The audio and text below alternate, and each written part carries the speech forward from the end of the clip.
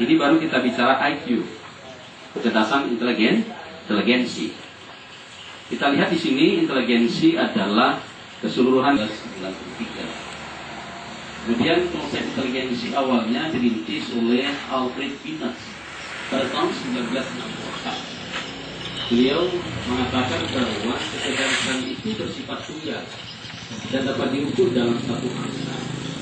Maksudnya itu bahwa anak-anak yang dikatakan pintar apabila anak-anak itu cerdas angka.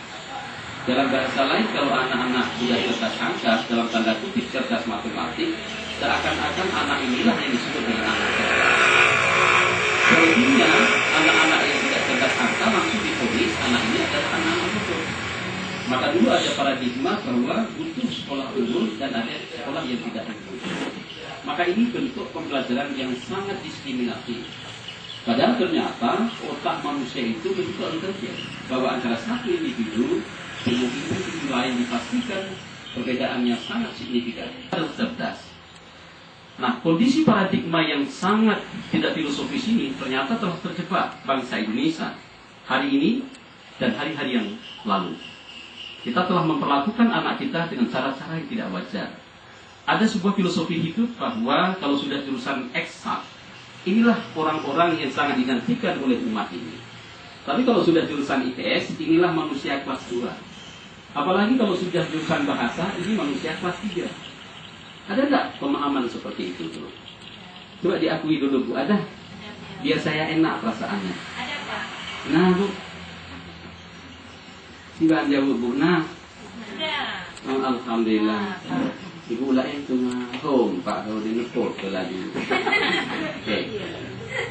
Ada kan? Ada. Sehingga dulu pada saat saya jurusan IPA loh, Bu ya. Saya pada saat jurusan IPA juga secak berlagak buaya. Di mana-mana saya perkenalkan diri walaupun tidak ditanya nama saya. Kenalkan Khairudin jurusan IPA. Cik Kang, Cik Lun, mantan. Gitu. Ya enggak kira-kira? Iya, Pak. Inilah sebuah kelainan psikologi kita. Sekarang mari kita lihat secara pelan-pelan saja. Saya ngomong dengan Bapak dan Ibu. Ilmu kam jawab bacutnya sebelum. Baik pengeh-pengeh. Perjanjian tidak ada kita lupa nak. Oh tentunya bukan sok pula karena lama di Jawa, tapi karena sering bergaul ya.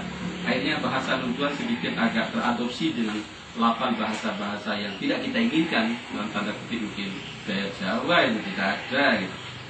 Baik Bapak dan Ibu sekalian, selanjutnya Gartner pada tahun 2002 memaparkan pengertian kecerdasan mencakup 3 faktor sebenarnya. Yang pertama adalah kemampuan menyelesaikan masalah yang terjadi dalam kehidupan manusia. Pada saat seseorang mampu menyelesaikan masalah yang dirasakan di dalam kehidupannya dan menjadi tidak bermasalah, itu juga cerdas. Dan kita sangat nantikan umat manusia khusus di dalam Asia Darussalam orang-orang yang seperti itu, yang mampu siap hidup dalam segala kondisi dan baginya berhadapan dengan masalah sebenarnya bukanlah sebuah masalah.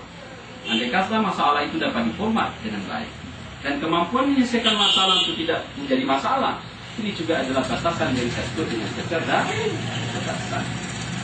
Berikutnya adalah kemampuan menghasilkan persoalan-persoalan baru untuk diselesaikan.